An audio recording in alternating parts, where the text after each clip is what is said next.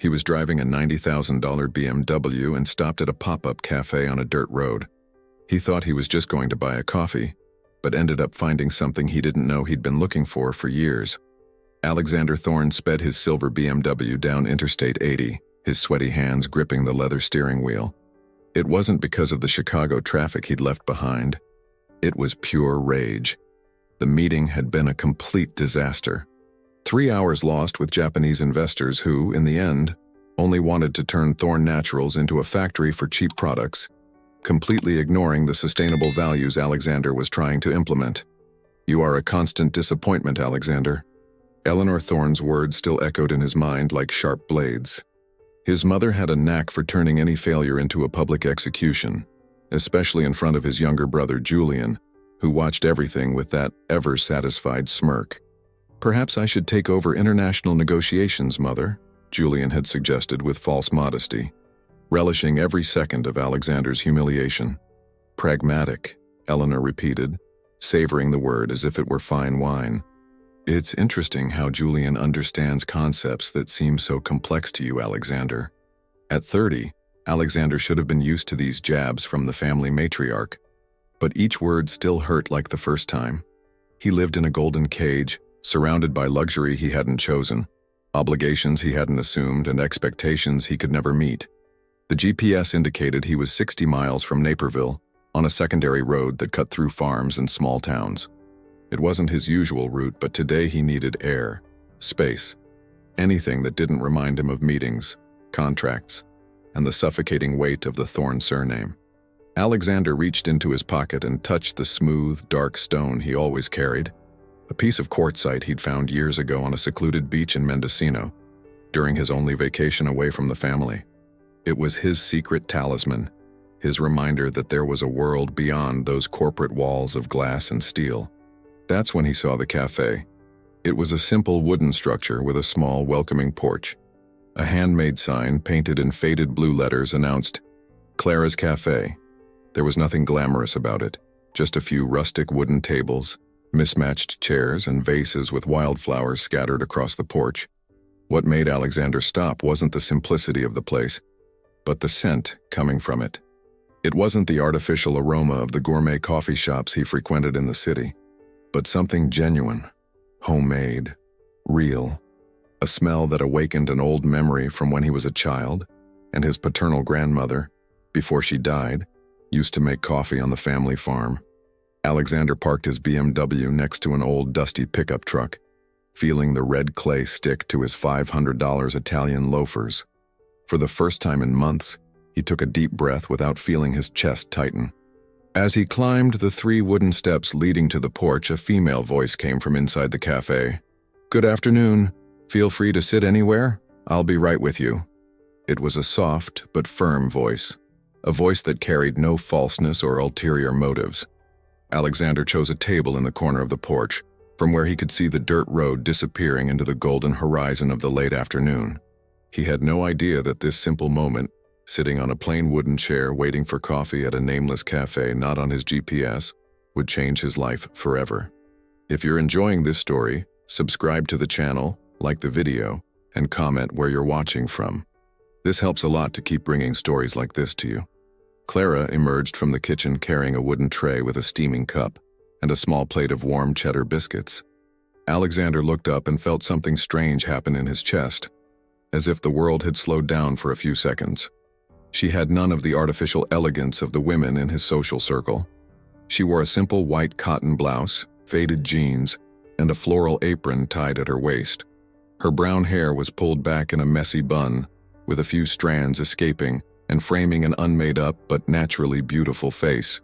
What most caught Alexander's attention were her eyes, brown like coffee but shining with their own light. "Sorry for the wait, I was just taking the biscuits out of the oven," Clara said, carefully placing the tray on the table. "You're not from around here, are you? I don't usually see cars like yours here." Alexander looked at his BMW through the window and felt a pang of embarrassment. "No, I got a little lost. I came from Chicago." "Chicago?" Clara smiled, and Alexander noticed a small dimple at the corner of her mouth. "Wow, what a coincidence. I studied there before. Well, Before coming back here. She didn't finish the sentence, but Alexander saw a shadow pass over her face. There was something there, an untold story that piqued his curiosity in a way he hadn't felt in a long time. The coffee is from Farmer Miller's farm right next door, Clara explained, changing the subject naturally. He grows, roasts, and grinds everything by hand. It's quite different from what you drink in the big city. Alexander raised the cup to his lips and took the first sip. The taste completely surprised him. It was strong, full-bodied, but with a natural sweetness that didn't come from sugar. It was pure, honest, without artifice. Exactly the opposite of everything he knew. "Wow," he murmured, genuinely impressed. It's incredible. I've never tasted anything like it." Clara's smile widened, and Alexander realized she was genuinely happy with the compliment. It wasn't the calculated satisfaction of someone receiving an expected compliment. It was the pure joy of someone whose work was being recognized. "I'm glad you liked it. Most people who stop here are from the region. They've known Farmer Miller's coffee for years. It's rare to have someone from outside to give a different opinion." Alexander bit into the cheddar biscuit and closed his eyes for a moment. It was as if each flavor was a childhood memory he had lost amidst formal dinners and business meals. "Did you make it?" he asked. "I did. The recipe is from my great-aunt, Grandma Rose. She lives here with me and taught me everything about real cooking." Clara leaned lightly on the table. "And you? What do you do in Chicago? What's your job?" The simple question caught Alexander off guard. How to explain Thorne Naturals, the millions in revenue, the family pressure, without sounding presumptuous or too distant. "I work with cosmetics, family business." He shrugged as if it were no big deal. "And you? Have you always had this cafe?" Clara laughed, but it was a joyless laugh. "No, actually, I was studying architecture at Northwestern University. I was in my 4th year when—" She stopped, looking out the window at the dirt road. "When things changed and I had to come back to take care of Grandma Rose. The cafe was a way to keep myself busy and help with expenses." "Architecture?" Alexander repeated, interested. "Did you like it?" "Loved it." Clara's voice filled with nostalgia. "I dreamed of designing sustainable homes, using natural materials, taking advantage of sunlight. I still have my sketchbook saved. Sometimes I draw some ideas, but it's just a hobby now." Alexander felt a strange connection with that confession. She also had interrupted dreams, plans that had to be abandoned due to family circumstances. The difference was that Clara spoke of it with serene acceptance, while he lived embittered by not being able to uphold his ideals in the company. "It's never too late to resume your dreams," he said, surprising himself with his own sincerity. Clara looked him in the eyes for the first time since she had sat down. "Says the man who drives a BMW and works with cosmetics in Chicago. I bet you achieve all your dreams." If she only knew, Alexander thought. If she only knew how trapped, suffocated he felt, living the life others planned for him. "Appearances don't always reflect reality," he murmured, unconsciously touching the stone in his pocket. Clara tilted her head, studying his face with an intensity that made him uncomfortable and fascinated at the same time. "You're right," she said softly. "Sometimes the most lost people are the ones who seem to know exactly where they're going." At that moment, Alexander knew that Clara had seen through his entire facade, and for the first time in years, it didn't scare him. The kitchen door chimes rang, indicating that Grandma Rose was calling Clara. She stood up, but before leaving, she looked at Alexander one more time. "If you want more coffee, just call. And I hope you find what you're looking for, whatever it is." Alexander remained alone on the porch, watching the sun set over the cornfields. For the first time in a long time, he was in no hurry to leave. The next day, Alexander woke up with Clara on his mind. He told himself it was just curiosity about the artisanal coffee.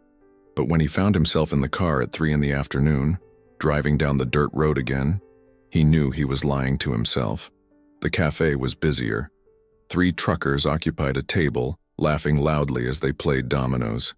An elderly couple shared a slice of cornbread, and 2 women talked softly in the corner. Alexander chose the same table as the day before and waited. Clara appeared carrying a tray full of cups for the truckers. When she saw Alexander, she paused for a moment, surprised. "You came back," she said, and Alexander noticed a tone of disguised satisfaction in her voice. "I said the coffee was too good to have just once." She smiled that natural way that completely disarmed him. "Today we have Grandma Rose's carrot cake with chocolate frosting. It's a house specialty. Then I'll take the chef's recommendation." While Clara went to get the order, Alexander observed the environment more closely. The walls were decorated with old photos of the region, hanging plants in ceramic pots, and a shelf with used books that customers could borrow. There was something cozy there that no expensive Chicago restaurant could reproduce. "First time in the countryside?" Clara asked, returning with the coffee and a generous slice of cake. "Not exactly. My family had a farm when I was a kid, but we sold it when my grandfather died." Alexander tasted the cake and sighed with pleasure. "My mother said it wasn't a productive investment." "And you? What did you think?" "I loved it. I spent my vacations there, climbed trees, fished in the pond, helped milk the cows." He laughed at the memory. "My mother hated when I came back dirty and sunburned." Clara sat in the chair next to his, something she hadn't done the day before. "Miss it?" "A lot. Sometimes I wonder what my life would be like if—" Alexander stopped, realizing he was opening up too much to a stranger. "If they had kept the farm? If I had had the courage to fight for it?" The words came out before he could censor them. Clara was silent for a moment, studying his face. "It's never too late to fight for what matters. You speak like someone who knows." "Because I do." She looked out the window. "When my parents died in an accident, I had just landed an internship at an architecture firm in Chicago. It was everything I wanted. But Grandma Rose needed me, and I couldn't abandon her." Alexander felt his chest tighten. "Did you regret it?" "At first, a lot. I cried every night, hated this small town, hated having to serve coffee instead of designing houses." Clara smiled sadly. "But little by little I realized that taking care of those we love is also a way to build something beautiful." "And your projects? Do you still draw?" Clara's eyes lit up. "Do you want to see?" Without waiting for a reply, she disappeared into the back of the cafe and returned with a well-used hardcover notebook. She opened it to the first page, and Alexander saw detailed drawings of houses integrated with nature, with solar panels, hanging gardens, and large windows that took advantage of natural light. "This is incredible," he murmured, flipping through the pages. "You have so much talent." "Thanks, but they're just dreams on paper now."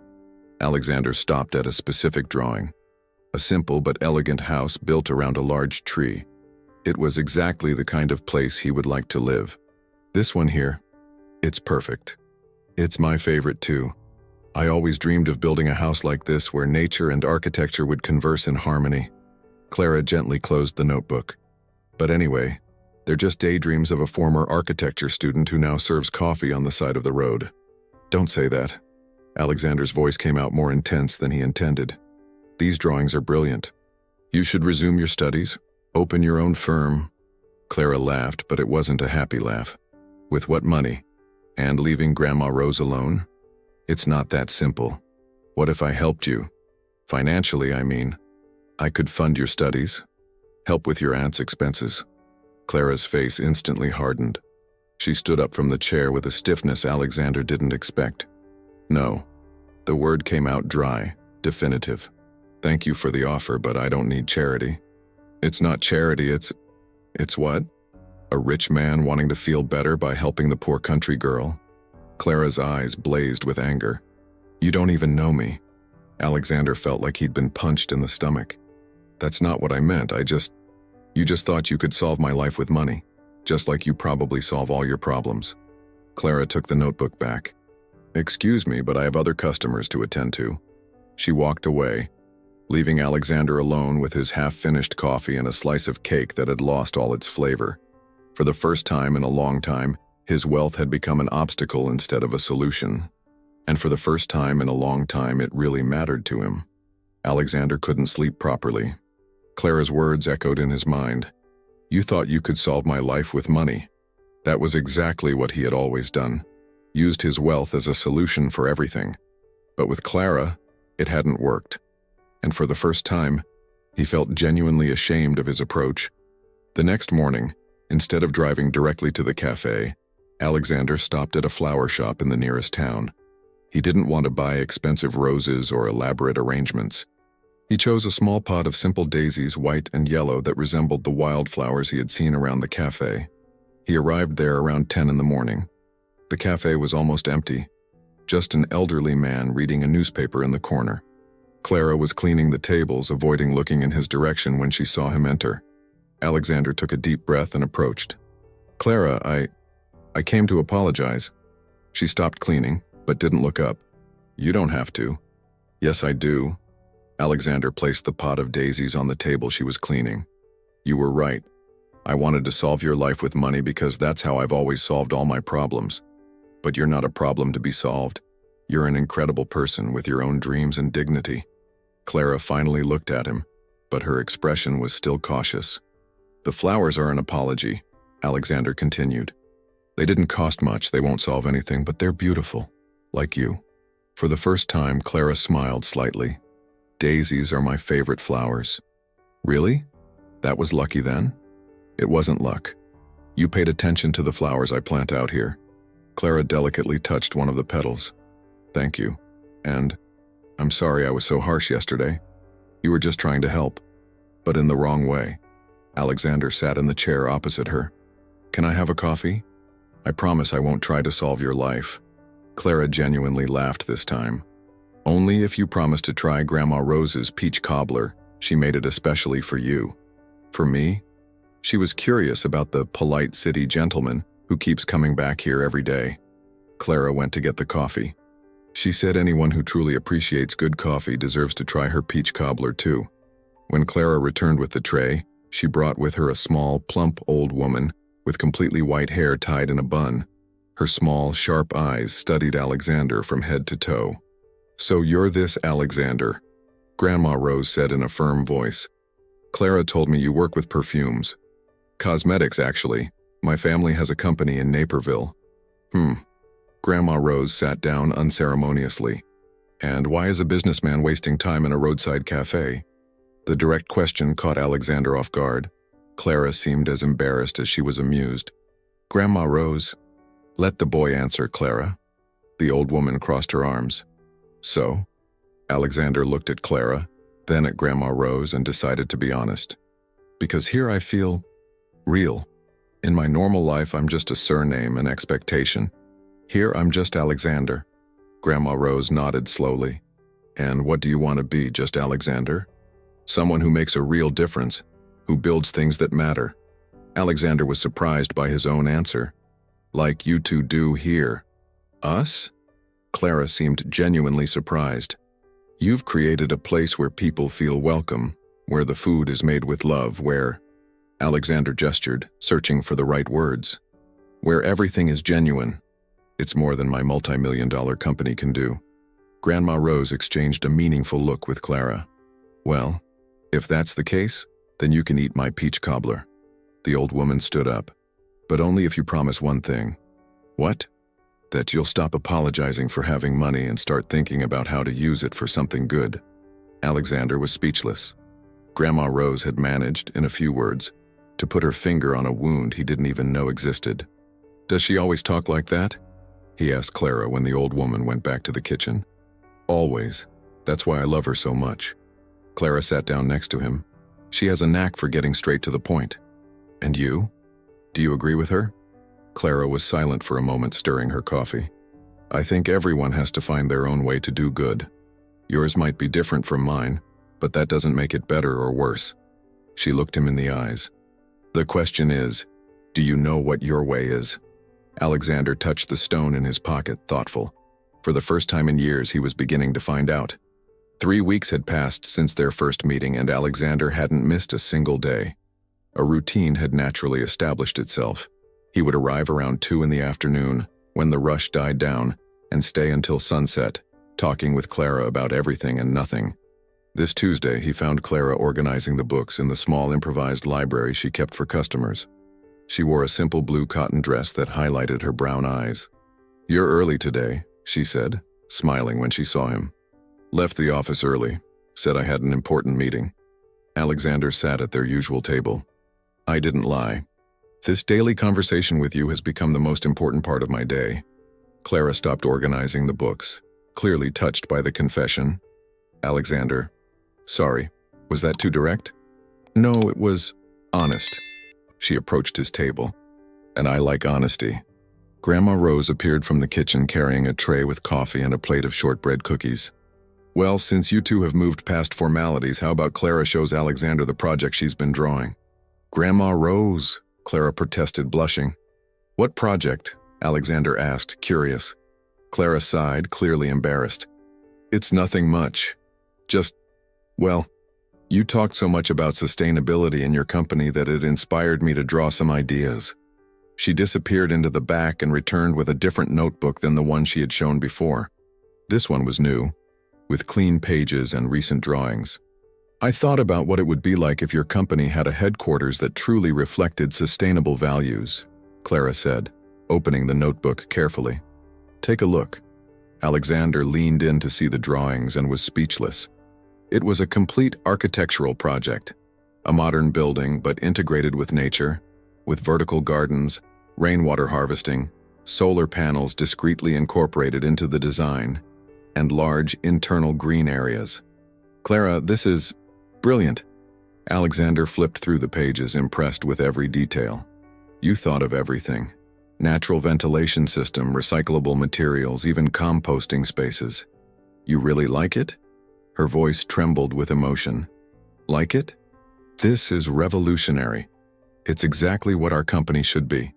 Alexander stopped on a specific page that showed an internal environment with a large tree growing in the center of the lobby. How did you know I always dreamed of something like this? Because when you talk about sustainability, your eyes light up differently, just like when I used to talk about architecture. Clara sat next to him. I realized we both have dreams that were postponed. Alexander gently closed the notebook and looked at Clara. You have an extraordinary talent. These drawings are better than anything I've seen in famous architecture firms. Thank you, but they're just dreams on paper. What if they weren't? Alexander held her hands, feeling his heart race. Clara, I have something to tell you about myself, about who I really am. Her face tensed. What do you mean? My company, Thorn Naturals, it's not just a cosmetics company. It's one of the largest in the country. And Alexander took a deep breath. I'm the heir, next in line for succession. Clara withdrew her hands from his, her eyes widening. You're rich, very rich. Yes, but that doesn't change anything between us. Doesn't change anything? Clara stood up abruptly. Alexander, you lied to me for 3 weeks. I didn't lie, I just didn't tell you everything. What's the difference? Her voice rose. You let me open my heart, show my most intimate dreams while you hid who you really are. Grandma Rose approached, worried about the argument. Clara, please listen to me, Alexander pleaded. I didn't say anything because here with you I could just be Alexander. Not the Thorn heir, not Eleanor's son, not the pressured businessman, just me. And who are you, Alexander? Clara asked, tears glistening in her eyes. Because now I don't know anymore. I'm the man who fell in love with you, he said, the words coming out before he could censor them. I'm someone who discovered that life can be more than obligations and family expectations. I'm someone who wants to build something real by your side. The silence that followed was deafening. Clara stared at him for long seconds, and Alexander saw a battle happening within her eyes. Anger, hurt, but also something that looked like hope. I need time to process this, she said finally. Please go. Alexander nodded, gathered his things, and headed for the door. Before leaving, he looked back one last time. Clara, I love you. And that's the only thing that was never a lie. When the door closed behind him, Alexander touched the stone in his pocket and wondered if he had lost the only true thing he had found in life. Alexander spent 2 days without showing up at the cafe, respecting Clara's request. They were the longest 48 hours of his life. At the office, he couldn't concentrate. Eleanor noticed his distraction and made acidic comments about lack of business focus, but he barely registered the criticism. On Thursday morning, his cell phone rang. It was Clara. Can we talk? Her voice sounded calm but distant. Of course. I'll come to the cafe now. No, not here. She paused. Can you pick me up at 7? I want to see your world too. Alexander's heart pounded. Are you sure? I am. It's time for us to be completely honest with each other. At 7 sharp, Alexander parked in front of the cafe. Clara came out wearing a simple but elegant wine-colored dress. She had dressed carefully, hair down, subtle makeup that accentuated her eyes. She looked beautiful, but Alexander noticed the tension in her movements. "Where are we going?" she asked, getting into the car. "To my house. I want you to see where I live." Alexander drove through the streets of Naperville until they reached a gated community in Windsor Hills. The house was a modern mansion, all glass and marble with impeccable gardens. Clara silently watched everything as he opened the electronic gates. "It's impressive," she finally said, but her tone was neutral. "It's cold," Alexander replied, "like most of my life until I met you." He took her to the terrace where he had prepared a simple dinner. Nothing elaborate, just a table set with homemade food he had made himself. Clara seemed surprised. "You cook?" "I learned when I lived alone in college. It's one of the few things I do that has nothing to do with being a thorn." Alexander pulled out a chair for her. "Clara, about not telling you who I am." "Why now?" she interrupted. "Why did you decide to tell me the truth?" Alexander sat opposite her, searching for the right words. "Because I realized I genuinely want you in my life. And that means sharing everything with you, even the parts I don't like." Clara played with her fork, thoughtful. "You know what hurt me the most? It wasn't finding out you're rich. It was realizing that you thought I couldn't handle the truth. It wasn't that." "Yes, it was." She looked directly at him. "You were afraid I'd be like the other women you've met, only interested in your money. But Alexander, if I were like that, I wouldn't have rejected your offer to help me financially, remember?" Alexander felt a lump in his throat. She was right. "You're right. I'm sorry. I'm not used to genuine people." Clara nodded slowly. "And I'm not used to the world you live in." She looked around at the city view below. "All of this is very different from what I know. But do you care? About the money, the status, all this?" Alexander gestured vaguely. "Yes, I do care." Her answer caught him off guard. "Not for the reasons you think, but because it's part of who you are. Your responsibilities, your pressures, your fears, all of that comes with this life." Alexander took her hand across the table. "Clara, I know we're from different worlds. I know my family, my friends, will judge you. I know it won't be easy. And you? Are you prepared for them to judge me? For them to say I'm a gold digger, an opportunist?" Her voice trembled slightly. "Let them talk. I don't care what they think anymore." Alexander squeezed her hand. "I only care about how you feel." Clara was silent for a long moment, looking at the city lights. "Alexander, I also fell in love with you. With the man who showed up at my cafe every day, who listened to my stories, who dreamed of a more sustainable world." She took a deep breath. "But are that man and the thorn heir the same person?" "I'm trying to make them be. You make me want to be better, more genuine." "Then prove it." "How?" Clara smiled for the first time that night. "Take me to meet your mother." Alexander choked on his water. "Clara, you don't know my mother. She's part of your life. And if you want me to be part of it too, I need to know everything, not just the beautiful parts." Alexander looked at Clara and saw determination in her eyes. She wasn't running from the complexity of the situation. She was facing it head on. "All right, but promise me one thing." "What?" "No matter what she says, remember that I love you, and that will never change." Clara squeezed his hand back. "I promise. But you also need to promise me something. Anything. That you'll be yourself, not what she expects you to be." As they finished dinner under the stars, Alexander knew he was about to face the biggest test of his life.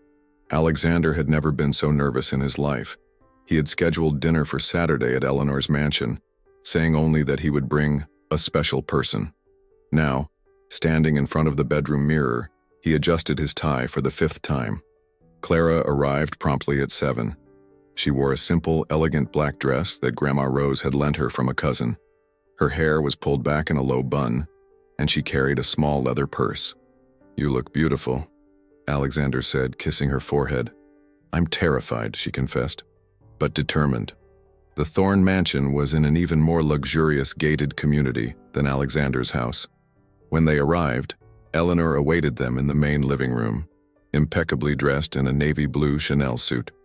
Julian was also present, alongside a stunning blonde woman Alexander immediately recognized, Brittany Sterling. "Mother, I'd like to introduce Clara Hayes," Alexander said, his hand firm on Clara's back in support. Eleanor slowly rose, her icy blue eyes scrutinizing Clara from head to toe. "Clara, what a common name."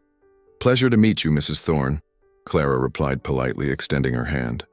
Eleanor shook her hand briefly as if touching something unpleasant. "And what do you do for a living, dear?" "I own a cafe." "A cafe," Eleanor repeated as if it were a foreign word. "How interesting. Alexander, you didn't tell me you were helping local entrepreneurs." Brittany laughed discreetly, covering her mouth with her gloved hand. "Eleanor, you're always so generous with your interpretations." Alexander felt Clara stiffen beside him. "Actually, Mother, Clara is an architect by training. She created incredible sustainable designs for our company." "An architect?" Julian interjected. "From which university?" "Northwestern," Clara replied firmly. "I interrupted my studies for family reasons." "Ah, of course." Eleanor smiled coldly. "Family reasons. There are always reasons, aren't there?" During dinner, the tension was palpable. Eleanor asked seemingly innocent questions that were true traps. "And your parents, Clara? What do they do?" "They passed away a few years ago in an accident." "What a tragedy. And now you live alone?" "With my great-aunt, Grandma Rose. She raised me after my parents' death." "How admirable. And tell me, how did you meet Alexander?" Clara took a deep breath. "He stopped at my cafe, we talked, and we connected." Brittany coughed delicately. "How romantic. A casual encounter at a roadside cafe?" "Exactly," Alexander interrupted, his voice firmer. "It was the most important encounter of my life." Eleanor raised an eyebrow. "Alexander, you've always been prone to emotional exaggerations." "It's not an exaggeration, Mother. Clara made me realize who I really want to be." "And who do you want to be?" Eleanor asked, her voice dangerously calm. "Someone who builds things that matter. Someone who lives according to his values, not just the expectations of others." The silence that followed was glacial. Julian and Brittany exchanged meaningful glances. "Values," Eleanor repeated slowly. "It's interesting how a simple cafe managed to reformulate your entire life philosophy, Alexander." "She's not a simple cafe owner," Alexander said, his patience wearing thin. "She's an extraordinary woman, talented, a woman of integrity." "Calm down, darling," Brittany interrupted with her saccharine voice. "Your mother is just being protective. We all know how certain people can take advantage of generous men like you." Clara stood up abruptly. "Excuse me, I need to use the restroom." When she left, Eleanor leaned toward Alexander. "This girl is smart, I have to admit. But do you really think she doesn't know exactly who you are and what you represent?" "She loves me, Mother." "She loves your bank account, Alexander. Wake up." Outside the dining room, Clara leaned against the hallway wall, trying to control the tears of anger and humiliation. That's when she heard voices coming from the room. "It's obvious she's after his money," Brittany was saying. "A country cafe owner with a millionaire heir? Please." "Alexander has always been naive," Julian agreed. "Remember when he wanted to adopt that street kid? Too soft-hearted." "She's a fake," Eleanor added. "A well-trained opportunist. But Alexander will realize that soon enough." Clara felt the world crumble around her. As much as she had prepared for the hostility, hearing those words was like being stabbed. She returned to the table with dignity, but Alexander immediately noticed that something had changed. "Well, it was an enlightening dinner," Clara said, picking up her purse. "Thank you for your hospitality, Mrs. Thorne." "Leaving already, dear? We barely talked." "I think we've talked enough." Clara looked directly into Eleanor's eyes. "Alexander, can we go?" In the car, Alexander tried to take her hand, but she recoiled. "Clara, I know it was difficult, but they're right about me," she said softly. "What are you saying?" "I'll never belong in your world, Alexander. And maybe that's for the best." When they arrived at the cafe, Clara got out of the car without looking back. "Clara, wait!" But she had already gone inside, leaving Alexander alone in the darkness of the night, touching the stone in his pocket and wondering how everything had fallen apart so quickly. 3 days passed since the disastrous dinner. Alexander tried to call Clara countless times, but she didn't answer. He stopped by the cafe twice, but Grandma Rose said she didn't want to see him. On the third attempt, the old woman was more direct. "Son, Clara is hurting. That family of yours hurt her deeply. Grandma Rose, please let me explain. It's not me who needs an explanation. It's her, and now is not the time." The old woman looked at the dark sky that was forming. "It's going to rain hard today. You better go home." Alexander drove aimlessly along the country roads, trying to process everything that had happened. His mother's words echoed in his mind. "She loves your bank account, Alexander." But when he looked into Clara's eyes, when he saw her taking care of the cafe with such affection, when she had rejected his financial help, no, his mother was wrong. The sky darkened rapidly. Heavy clouds gathered and the first drops began to fall. Alexander was a few miles from the cafe when the rain turned into a downpour. Worried, he turned back. The cafe was in a low-lying area, and heavy rains always caused flooding problems in the region. When he arrived, he found a desperate scene. The rain had turned into a violent storm, with winds that made the trees bend dangerously. Clara was alone on the porch, trying to save the cafe's furniture and utensils. "Clara!" Alexander shouted, running through the torrential rain. "Alexander, what are you doing here?" She was drenched, her hair plastered to her face, struggling to drag a heavy table. "I came to help. Where's Grandma Rose?" "I took her to the neighbor's house when the wind started," Clara tried to shout over the noise of the storm. "The roof structure is collapsing." As if her words were a prophecy, a deafening crash came from above. Part of the cafe's roof collapsed, taking tables, chairs, and the small bookshelf with it. "My God!" Clara ran towards the debris. "Clara, no, it's dangerous!" Alexander grabbed her arm. "My sketchbooks are in there, all my designs. Forget the notebooks. Your life is worth more." But Clara broke free and ran into the partially collapsed structure. Alexander didn't hesitate to follow her. Inside the cafe, chaos reigned. Water poured from the destroyed ceiling. Furniture was scattered and broken. Clara desperately searched through the debris. "I found them," she cried, holding 2 soaked notebooks against her chest. At that moment, another crash. The rest of the roof began to give way. Alexander grabbed Clara by the waist and pulled her out just as the entire structure collapsed. They ran through the rain until they reached a small abandoned shed about 100 yards away. Inside, panting and soaked, they could finally breathe. "It's over," Clara murmured, looking at the wet notebooks in her hands. "Everything's over." Alexander saw tears mixed with rain on her face. He couldn't distinguish where one ended and the other began. "Clara, 3 years building that place. 3 years trying to create something that was just mine." She sobbed. "And now I have neither the cafe nor you." "Yes, you have me." "No, I don't." Clara stared at him. "Your family made it very clear that I have no place in your world. And now I've lost my place too." Alexander knelt in front of her, taking her cold hands. "Clara, listen carefully to what I'm going to say. I care little about what my family thinks. I love you. I love your strength, your dignity, your way of seeing the world. I love how you make a simple coffee a special moment. I love how you design houses where people can be happy." "Alexander." "No." He squeezed her hands. "Let me finish. That night at my mother's house, I should have defended you better. I should have silenced Brittany. I should have put my family in their place. I failed you, and I'm sorry for that." Clara looked into his eyes and saw something she had never seen before. Total vulnerability. "I'm scared too," she confessed. "Scared of not being enough for your world.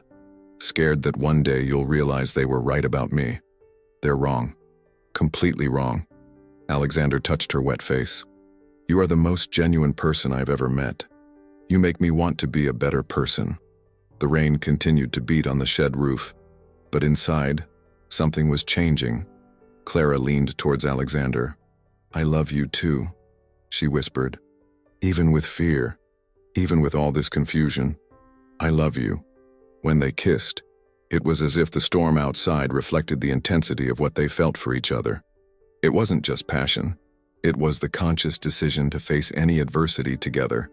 "We'll rebuild the cafe," Alexander said when they separated. "How?" "Together, as equals." not as the rich heir helping the poor country girl, but as partners building something of our own. Clara smiled through her tears. Are you sure? Alexander took the smooth stone from his pocket, now wet from the storm, and placed it in Clara's hand. This stone reminds me of when I was genuinely happy. Now you are my genuine happiness, keep it. Clara closed her fingers around the stone, feeling its warmth.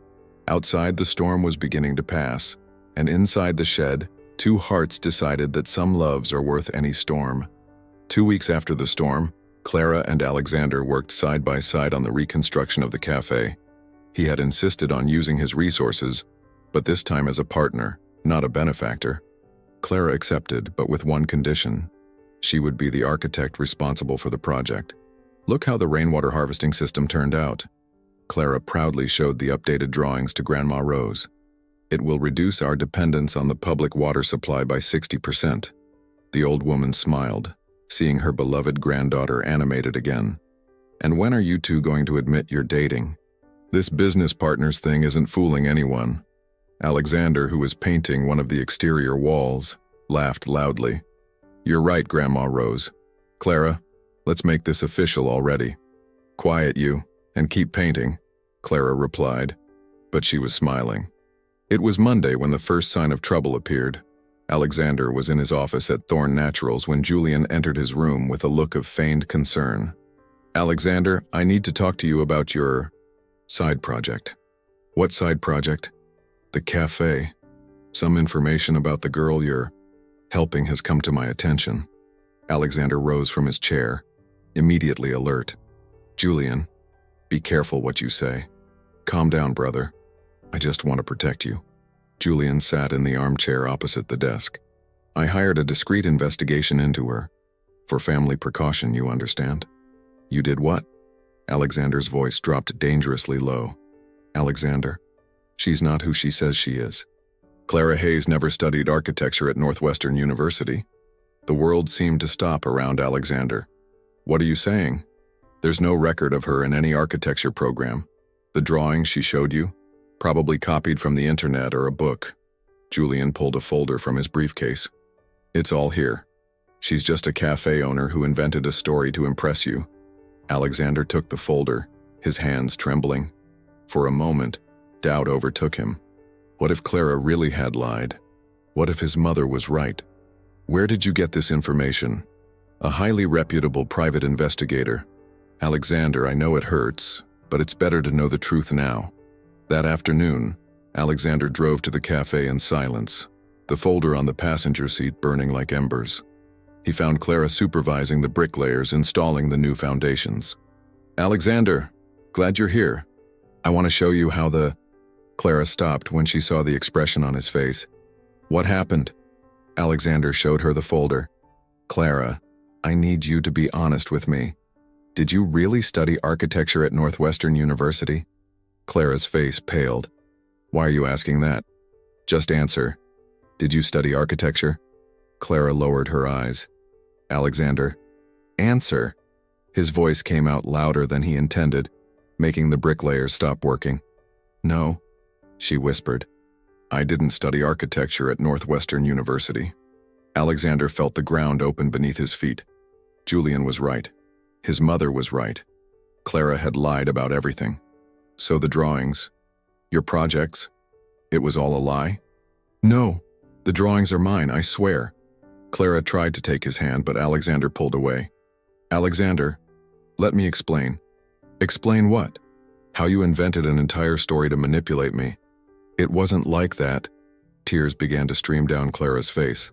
I took a technical course in interior design. I taught myself architecture, with books, online videos, studying projects I admired. The drawings are mine, Alexander. They came from my mind and my heart. But you lied about college. I lied because I was ashamed, Clara sobbed. When you showed up here with your expensive car talking about business, I felt small. When you praised my drawings, I wanted to seem worthy of your admiration. Alexander shook his head, feeling betrayed and confused. Clara, how can I trust you after this? Because you know me. Because you know who I really am. Clara took the stone he had given her in the shed and placed it in his hand. Remember when you gave me this? You said I was your genuine happiness. Has that changed? Alexander looked at the stone, then at Clara. He saw desperation in her eyes, but he also saw sincerity. Even though she had lied about college, everything else about her seemed real. Her dedication to the cafe, her affection for Grandma Rose, her passion for her drawings. "I need time to think," he finally said. "Alexander, please. I need time, Clara." He put the stone in his pocket and walked away, leaving Clara alone in the middle of the construction, surrounded by the curious glances of the bricklayers. That night, as Alexander wrestled with the love he felt and the feeling of betrayal, he had no idea that Julian was celebrating in his apartment. The first phase of the plan had worked perfectly. What Julian didn't know was that his next move would be the mistake that would reveal the whole truth. Alexander spent 2 days without speaking to Clara, immersed in doubt. He was in his office on Thursday afternoon when his secretary, Sarah, knocked on the door with a worried expression. "Alexander, there's an elderly woman here who insists on speaking with you. She says it's about Clara Hayes." "What woman?" "An old lady. Grandma Rose," she said. Alexander stood up immediately. Grandma Rose never left her home region. For her to come all the way to Naperville, something very serious had happened. The old woman entered the room with difficulty, leaning on a cane. Her eyes were red from crying. "Grandma Rose, what happened? Is Clara okay?" "Clara is devastated, son. She's not eating, not sleeping, just crying." The old woman's voice trembled with emotion. "But I didn't come here for that. I came because I discovered something you need to know." Alexander helped her sit down. "What did you discover?" "About that investigation they did on my Clara." Grandma Rose opened an old purse and took out some papers. "Yesterday a young man came to the cafe. He looked like you, but younger. Julian. He thought I had left, but I was in the back. I heard him offering money to one of the bricklayers to lie about Clara's drawings, to say she had copied them from somewhere." Alexander felt his blood run cold. "What? But that wasn't all," Grandma Rose continued, her hands trembling with indignation. "He was on the phone with someone. He said the first part had worked, that you already doubted Clara, and that now it was time for the second phase." "What second phase?" "He's going to spread rumors that Clara is with you only for your money. He's already started, son. Last night, 2 old customers of the cafe came to ask me if it was true that Clara was exploiting a city playboy." Alexander stood up abruptly, pacing the room. "That son of a—" "Alexander," Grandma Rose interrupted him. "There's one more thing. About college." Alexander stopped and looked at her. "My Clara never lied to you about studying architecture. She did study, son, for 2 full years. But Julian's investigation, she was at Purdue University, not Northwestern. She had to drop out when her parents died and she came to take care of me." The old woman took a yellowed paper from her purse. "Here's her transcript. I always kept it proudly." Alexander took the document with trembling hands. It was real. Clara had studied architecture. Julian had manipulated the investigation to find only Northwestern records, knowing she had never been there. "Grandma Rose, I was an idiot." "Yes, you were, but there's still time to fix it." The old woman stood up with difficulty. "The question is, do you truly love my Clara or not?" "I love her. More than anything." "Then stop listening to that family of yours and go after her." After accompanying Grandma Rose to the taxi, Alexander went directly to Julian's office. His brother was on the phone, laughing loudly. "She doesn't even suspect I planted the story about her being a gold digger. Tomorrow everyone will be talking." Julian stopped talking when he saw Alexander in the doorway. "I'll call you back," he said quickly, and hung up. "Julian." Alexander's voice was dangerously calm. "We need to talk." "Alexander, good to see you. How's the situation with the—" "Enough." Alexander closed the door behind him. "I know everything. The false investigation, the rumors, the attempt to bribe the bricklayers." Julian's face paled, but he tried to maintain his composure. "I don't know what you're talking about." "Grandma Rose saw and heard you, Julian. The game's over." Julian sighed and leaned back in his chair. "Alexander, I was just trying to protect you." "Lie. You were trying to destroy me." Alexander approached the desk. "Why? We're brothers." "Brothers?" Julian laughed bitterly. "You're the golden heir, Alexander. Always have been. I'm just the substitute son, plan B in case you failed." "That's not true, isn't it?" How many times does our mother compare me to you? How many times have I heard that I should be more like Alexander? Julian stood up, all his contained anger exploding. You don't even want this company, but it's yours by right. And I, who work day and night to prove my worth, am always second. Alexander felt a pang of sadness for his brother, but his anger was greater. So you decided to destroy my happiness to make yourself feel better? I decided to show you that you're nothing but a naive romantic that any woman can manipulate. You're wrong about Clara. And you're wrong about me. Alexander walked to the desk and rested his hands on it, looking directly into his brother's eyes. Consider yourself fired. I want you out of the company by the end of the week. You can't. I can. And I'll tell Mother everything, too. Julian tried to argue, but Alexander was already leaving. In the elevator, descending 30 floors, Alexander took the stone from his pocket and squeezed it in his hand. Clara had been honest with him from the start. She had only lied about which college she attended, a small lie born of insecurity, not malice. He had been blinded by his own brother's manipulation. Now he had to race against time to undo the damage before he lost Clara forever. When he reached the dirt road leading to the cafe, Alexander saw smoke rising in the distance. His heart pounded. Was it too late? The smoke Alexander had seen in the distance was not from a fire, but from the small bonfire Clara had lit in the backyard of the property. She was burning all her architectural sketchbooks. "Clara, what are you doing?" Alexander shouted, running towards her. Clara turned, surprised. Her eyes were swollen from crying, and she held another sketchbook in her hands, hesitating to throw it into the fire. "I'm getting rid of the lies," she said in a lifeless voice. "Since I'm never going to be a real architect, why keep these fantasies?" Alexander tried to grab the notebook, but she pulled away. "Clara, stop that. I found out the truth about everything. Julian lied, manipulated the investigation. It doesn't matter anymore." Clara threw the notebook into the flames. "You don't trust me. Your family doesn't accept me. And now the whole town is saying I'm a gold digger. Those are lies planted by Julian. He confessed everything." Clara laughed bitterly. "Confessed? And does that change anything? You believed him instead of me. At the first sign of trouble, you doubted who I am." Alexander felt every word like a punch. She was right. "Clara, I made a terrible mistake, but when I saw that report, you chose to believe the worst about me." Clara approached the bonfire, watching her drawings turn to ashes. "You know what that made me realize? That maybe your mother is right.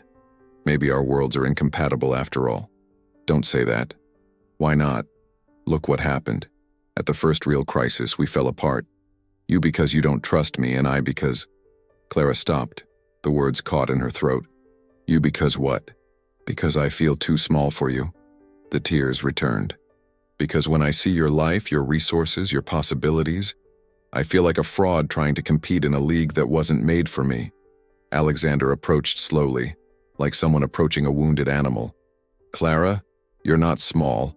You're extraordinary. You're smart, talented, you have a beautiful soul. But I don't have a diploma from a famous university. I don't have money. I don't know how to behave at elegant dinners." Clara looked at him with deep sadness. "And the worst part is that I started to believe that it mattered." "It doesn't matter." "Yes, it does, Alexander, and it will continue to matter always. Your family will never accept me. Society will never stop suspecting my motives." Clara walked away from the bonfire. "I'm tired of fighting against it." Grandma Rose appeared at the back door, leaning on her cane. "Clara, child, what are you doing?" "What I should have done from the beginning, Grandma. Accepting reality." The old woman looked at Alexander with a look of reproach. "And you? Are you going to stand there, or are you going to fight for her?" Alexander took a deep breath and knelt in front of Clara. "Clara Hayes, I made the biggest mistake of my life by doubting you. I let the fears and prejudices of others contaminate my heart." He took the smooth stone from his pocket.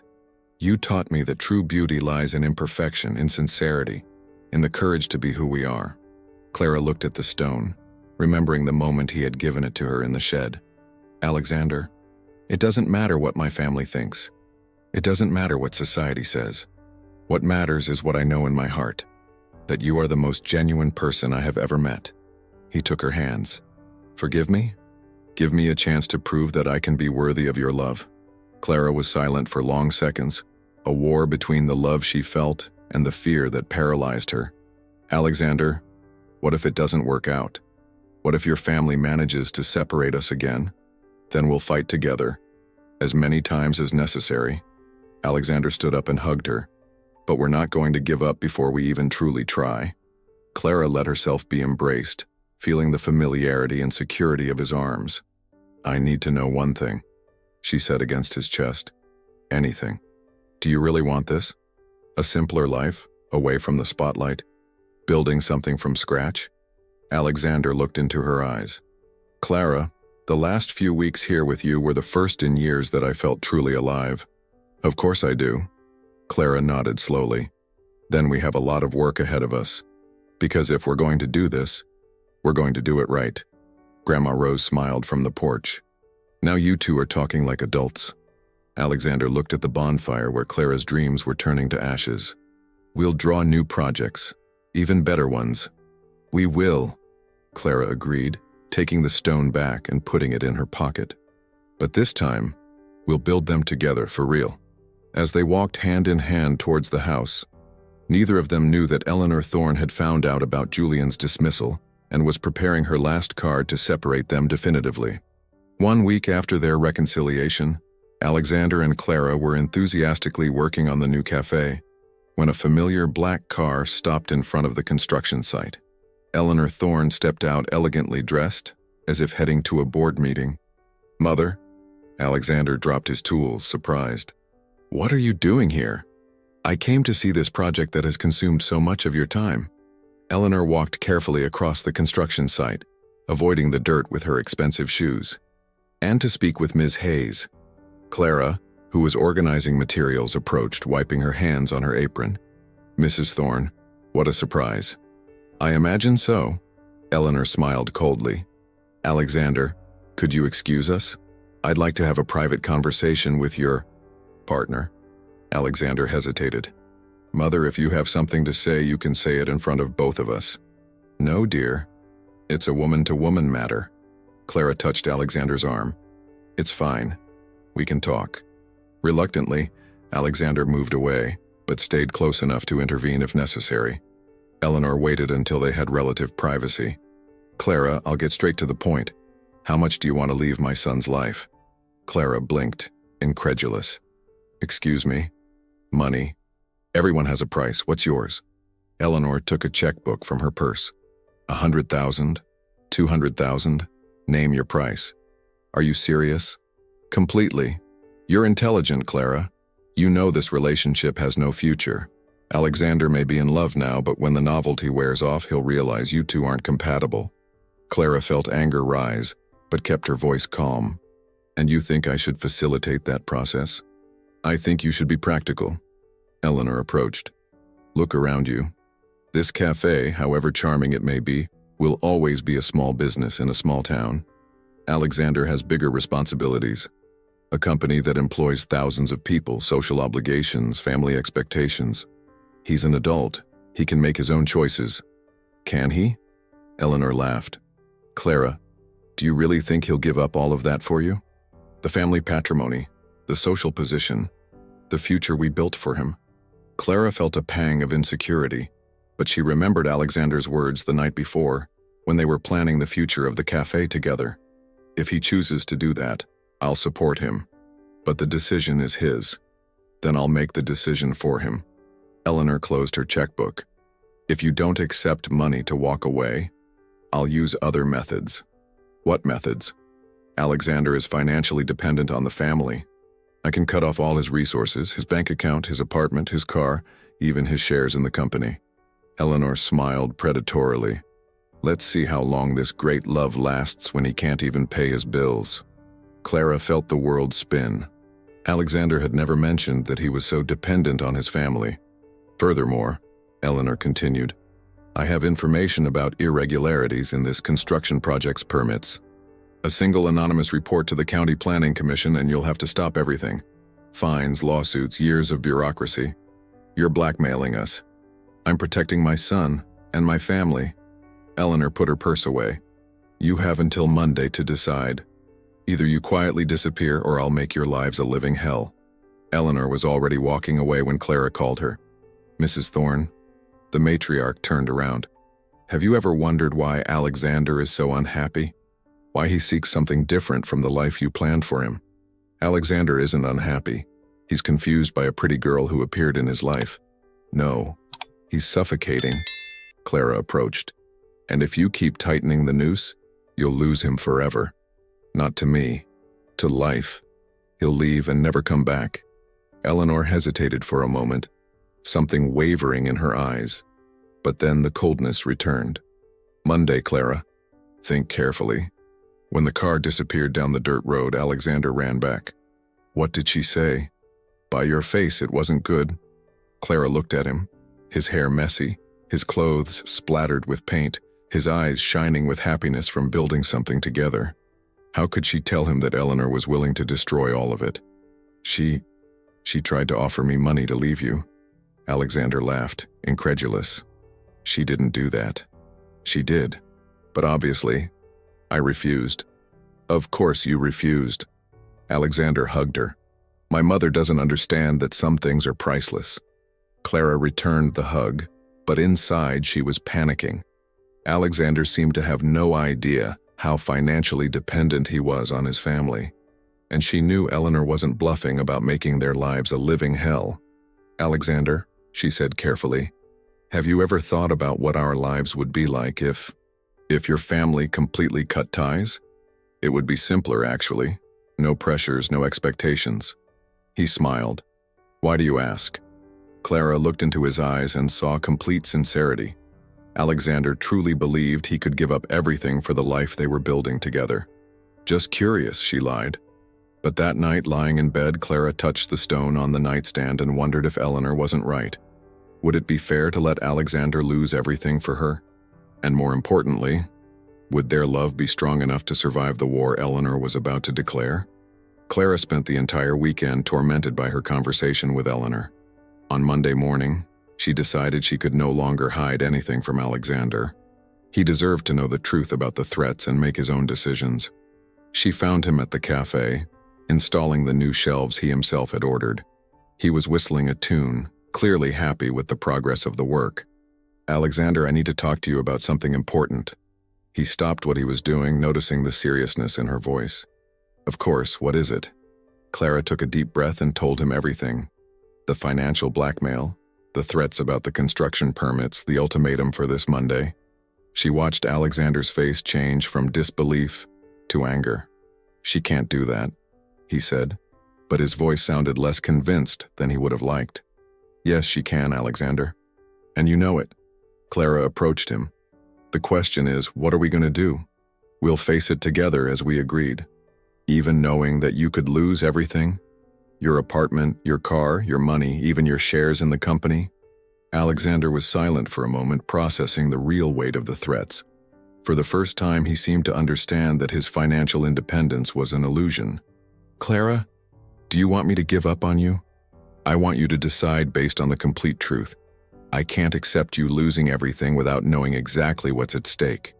Alexander kissed her softly. "I've already decided. A long time ago." At that moment, a familiar car stopped in front of the cafe. Alexander sighed. She came to collect her answer. Eleanor got out of the car accompanied by a man in a suit whom Clara didn't know. "Alexander, Clara," Eleanor greeted them formally. "This is Mr. Henderson, my lawyer. I've come for your final answer." "The answer is no, Mother," Alexander said firmly. "Clara isn't going anywhere, and I won't give up my happiness to satisfy your controlling whims." Eleanor sighed dramatically. "Then you're forcing me to take drastic measures." She signaled to the lawyer, who opened a folder. "Alexander Thorne," Mr. Henderson said, "by unilateral decision of the family matriarch and majority shareholder of Thorne Naturals, you are being removed from all executive positions in the company, effective immediately." Alexander was not fazed. "All right, I expected this. Furthermore," the lawyer continued, "all assets in your name that were acquired with family resources will be reverted to the company. This includes the apartment in Naperville, the BMW vehicle, and your bank accounts linked to family funds." Clara saw the reality hit Alexander like a punch to the gut, but he remained firm. And finally, Mr. Henderson proceeded, the construction of this cafe is being embargoed for irregularities in the documentation submitted to the County Planning Commission. What irregularities? Clara asked. Construction in a protected natural area without proper licensing, Eleanor replied with a venomous smile. Alexander exploded. You made that up. There's no protected area here. There is now. I managed to have the region classified as such last week. Eleanor approached. There's still time to reverse all of this, Alexander. Just end this charade of a relationship. Alexander looked at Clara, then at his mother, and something fundamental changed in his expression. Anger gave way to a determined calm. You know what, Mother? All my life you taught me that family means support, unconditional love, unity in difficult times. He took Clara's hand. Clara showed me what that really means, and it's definitely not what you're doing right now. Alexander, I'm not finished. His voice was firmer than it had ever been. You can keep the company, the money, all your empire of control. I will build my own life from scratch if necessary. Eleanor paled. You can't be serious. I've never been more serious in my life. Alexander turned to Clara. Unless you don't want to face this with me, and I would understand perfectly. Clara looked into his eyes and saw something that deeply moved her. There was no fear, no regret. There was only love and determination. Alexander Thorne, she said, smiling through the tears that began to well up. You're crazy if you think I'm going to let you face your mother alone. Alexander laughed and kissed her right there, in front of Eleanor and the lawyer. You'll regret this, Eleanor said, her voice trembling with anger and, Clara realized, with a deep sadness. No, Mother. The only regret I'd have would be letting you destroy the best thing that's ever happened in my life. Eleanor looked at her son for a long moment. For an instant, Clara thought she would see tears in the matriarch's eyes. But Eleanor quickly composed herself. Mr. Henderson, execute all documents. Execute all. They've made their choice. When the car disappeared down the road, Alexander and Clara were left alone in the middle of the embargoed construction site, without money, without immediate prospects, but with something Eleanor could never take from them, the certainty that they had chosen true love. Now what? Clara asked. Alexander took the smooth stone from his pocket. Now it was with him again, and handed it to Clara. Now we prove that love builds better empires than money. Chapter 14. Essence. Final. 6 months later. The new cafe was unrecognizable. Clara had managed to get a small loan through a small business support program, and Alexander had worked as a carpenter and bricklayer to bring the designs she had redrawn to life. The place was now called Essence, a name Alexander had suggested one dawn, as they finished installing the solar panels on the roof. Why Essence? Clara had asked. Because here we discovered the essence of who we truly are. The cafe had become much more than a place to drink coffee. It was a co-working space for small local entrepreneurs, offered sustainability workshops that Clara taught, and Alexander had created a consulting firm to help local farmers with natural beauty products. This Tuesday, a group of architecture students was visiting the site, and a TV crew was filming a report on social impact businesses. I never imagined it would become so well known, Grandma Rose commented. Clara has always been special, Alexander replied, watching his girlfriend explain the rainwater harvesting system. Around 5 o'clock, Alexander saw a familiar car. It was Eleanor. She entered dressed more simply, without her usual haughtiness. She looked smaller, more fragile. Mother, Alexander, can we talk? Clara appeared beside Alexander. Eleanor greeted her with a nod. Clara, the place turned out beautiful. They sat at the same table where Alexander used to sit at the beginning. Julian moved to Miami, Eleanor said. He got a job at a multinational corporation. Alexander nodded. Alexander, I came to apologize. The surprise on his face was complete. In 30 years, he had never heard his mother apologize. These months without you made me realize some things. The company isn't the same without your vision. Eleanor nervously fiddled with her purse. But mostly, I realized that I'd rather have a happy, distant son than an unhappy, close one. Clara felt her eyes well up. Clara, I misjudged you. I thought you were a gold digger. But seeing what you've built together, she looked into Clara's eyes. You make him happy in a way I never could. "Can I have a cup of your famous coffee?" When Clara returned with the coffee, Eleanor tasted it and was surprised. "Wow, it really is exceptional." "Eleanor," Alexander said carefully, "I'd like to make a proposal. I want to invest in this project." Alexander tensed. As a silent investor, you would retain complete autonomy, but you would have resources to expand. "Why?" Clara asked. "Because you're building something with soul, and because I want to be part of my son's life again." "With one condition," Alexander said. "Clara is my equal partner in everything. Equal decisions." "Of course. It wouldn't be any other way." 3 months later, Alexander and Clara got married in the cafe's backyard under the old oak tree. Grandma Rose cried tears of joy. Eleanor helped serve the guests, and the entire community celebrated together. On their honeymoon in Mendocino, they walked along the same beach where Alexander had found the stone years ago. "Do you regret anything?" Clara asked. Alexander took the stone from his pocket and placed it in her hand. "How can I regret having found my essence?" Clara smiled and put the stone away. "Then that makes 2 of us." There, on the same beach where everything had begun, Alexander understood that true wealth was not in what one inherited, but in what one built with love, courage, and truth. The Essence Cafe would become a model of sustainable business studied in universities. But for Alexander and Clara, it would always be the place where they discovered that genuine love transforms not only 2 lives, but an entire community. If you enjoyed this complete story, subscribe to the channel, like the video, and comment where you're watching from. This helps a lot to keep bringing stories like this to you.